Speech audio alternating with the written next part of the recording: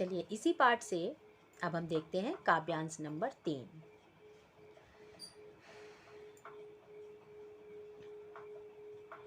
टोपी पहरे माला पहरे छाप तिलक अनुमाना, साखी सब दही गावत भूले आत्म खबरी न जाना।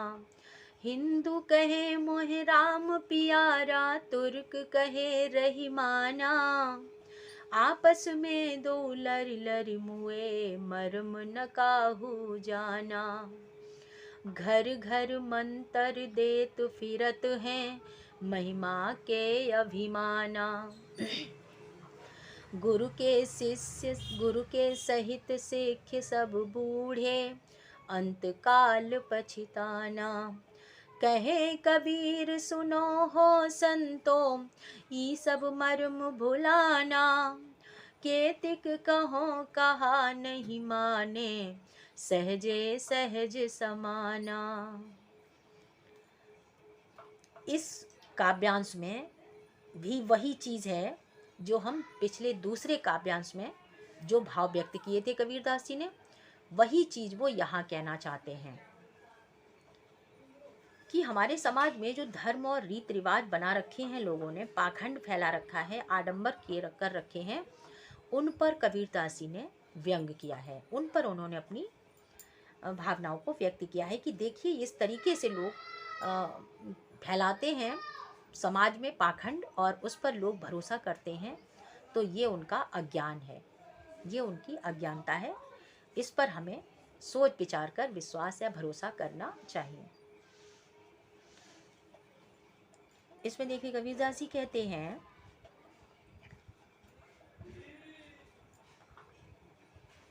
कि आज जो है हम अपने आसपास देखते हैं क्या कि व्यक्ति अपने पहनावा और बाहरी दिखावे से ये साबित करना चाहता है कि वो बहुत बड़ा धार्मिक है, वो बहुत बड़ा इस धर्म को मानने वाला है, जानने वाला है।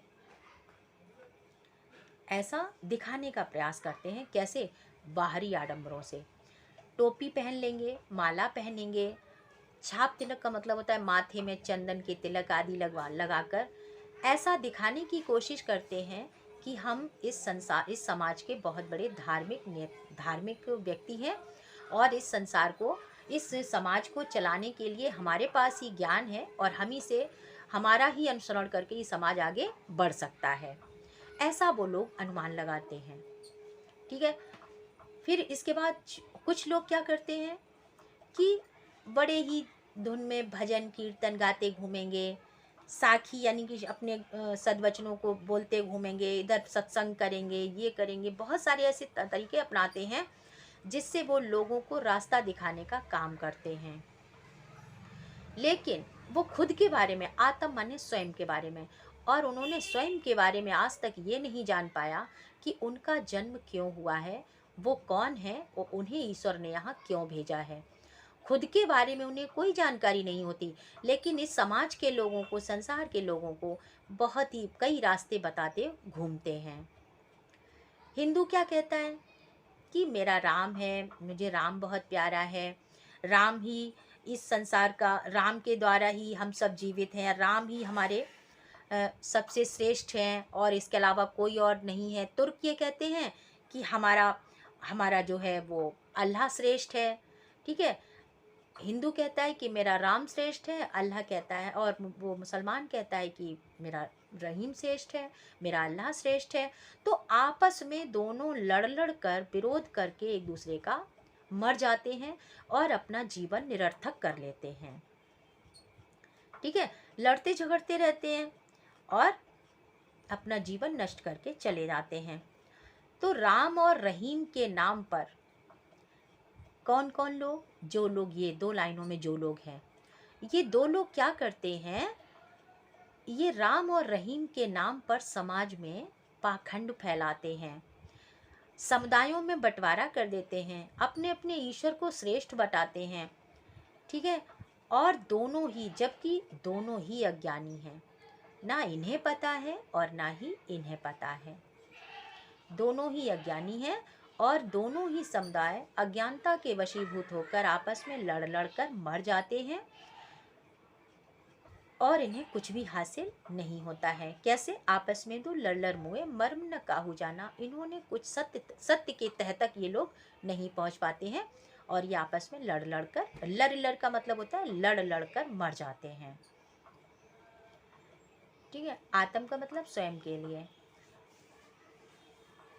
फिर इसके बाद कुछ लोग क्या करते हैं, अपने आप को बहुत बड़ा गुरु बताते हैं। ठीक है, क्या करते हैं कि आज वहाँ सत्संग होगा, कल वहाँ सत्संग होगा, कल ये होगा, कल वो होगा। अपनी महिमा के अभिमान में इतना इतना डूब जाते हैं, अपनी महिमा का इतना बखान करते हैं और घमंडी हो जाते हैं और हर व्यक्ति को ये बताते कि नहीं, तुम्हें ऐसे जीवन जीना है, तुम ये करो, तुम वो करो, तमाम तरीके बताते हैं। मंतर देत फिरत का मतलब है ईश्वर प्राप्ति के तरीके बताना। वो विभिन्न प्रकार के ऐसे तरीके बताते घूमते हैं जिससे कि तुम्हें ईश्वर की प्राप्ति हो जाएगी, ऐसा वो बखान करते हैं, वर्णन करते हैं और अपनी महिमा बताते हैं। और इस महिमा के चलते वो घमंडी हो जाते हैं और वो सत्य तक नहीं पहुंच पाते, अर्थात वो भी अज्ञानी हैं। सिख का मतलब होता है शिष्य, बूढ़े का मतलब डूबना।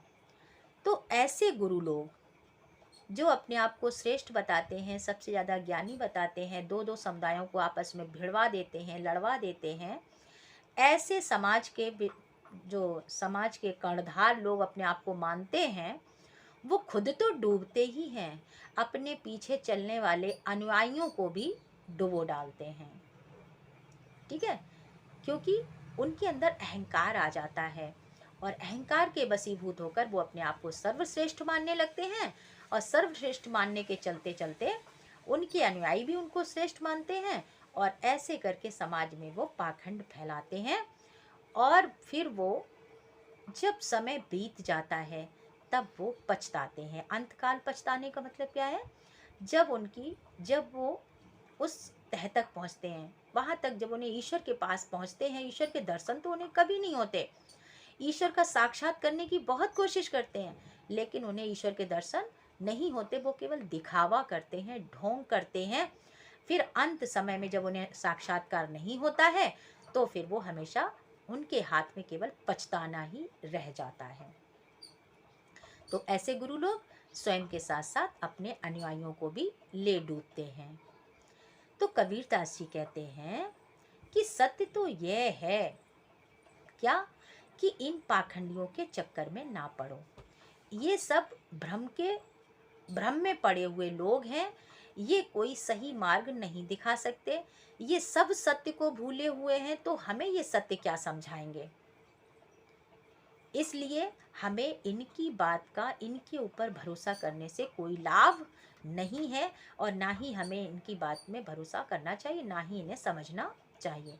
सत्य तो ये है। अब सत्य क्या है? केती कहो कहा नहीं माने, सहजे सहज समाना। कबीरदास जी कहते हैं कि अरे भाई संतो, अरे संतो साधुओं, ये सभी लोग इस संसार में अपने आप को भुला बैठे हैं, इस संसार में इन्होंने अपने आप को डुबो लिया है, ये असत्य में भ्रमित हो रहे हैं, इसलिए इनकी बात कुछ समझ में नहीं आएगी, ना इनकी बात आपको समझ में आएगी, ना हमारी बात इन्हें समझ में आ रही है। लेकिन फिर भी हम कितना भी कहें, कितना भी इस मनुष्य से कहें, पाखंडी व्यक्तियों से कहें, लेकिन ये बात नहीं मानते हैं। लेकिन सच्चाई ये है कि ईश्वर को प्राप्त करने के लिए सहज साधना ही काफ़ी है। हम सहज साधना से ही ईश्वर को प्राप्त कर सकते हैं, ना ही उसके लिए दिखावा करने की ज़रूरत है, ना ही पाखंड की ज़रूरत है, ना ही टोपी लगाने की, ना माला पहनने की, ना चंदन लगाने की, ना ही हमें भजन कीर्तन करने की, ना ही सत्संग करने की, ना ही गुरु और शिष्य बनाने की हमें कोई आवश्यकता नहीं है। हम अपने अंदर झांक कर देखें तो हमें अपनी आत्मा में ही परमात्मा के दर्शन हो जाएंगे।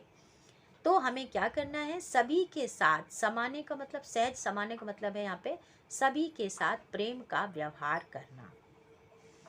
अगर स्वाभाविक प्रेम से हम किसी के सबके साथ व्यवहार करते हैं तो समझ लीजिए हमें ईश्वर का साक्षात्कार हो गया, या ईश्वर का साक्षात करने में हम संभव हो जाएंगे।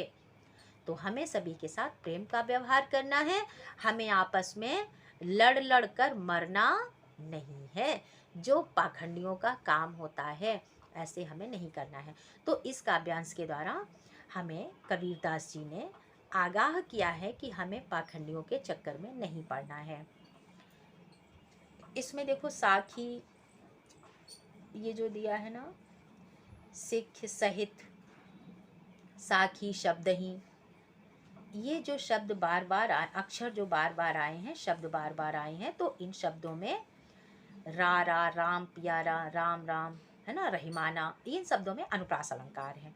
ठीक है, तो अनुप्रास अलंकार जहाँ शब्दों की आवृत्ति, वर्णों की आवृत्ति बार बार होती है, वर्णों की आवृत्ति, तो वहाँ पर अनुप्रास अलंकार। यहाँ पे रावण बार बार आया है, यहाँ पे सा बार बार आया है। ठीक है, तो इसलिए जहाँ वर्णों की आवृत्ति है तो अनुप्रास अलंकार है इस काव्यांश में। और लर लर, जो ये शब्द है लर लर में और घर घर में, इनमें पुनरुक्ति प्रकाश अलंकार है। पुनरुक्ति प्रकाश अलंकार कहाँ होता है? जहाँ पर एक ही शब्द दो बार आता है, एक ही शब्द दो बार आता है, वहाँ पर पुनरुक्ति प्रकाश अलंकार होता है। ठीक है, इसमें गेता है और संगीतात्मकता है, भाषा तो सदुक्कड़ी है ही। तो इस तरह से ये आपका पाठ पूरा हुआ।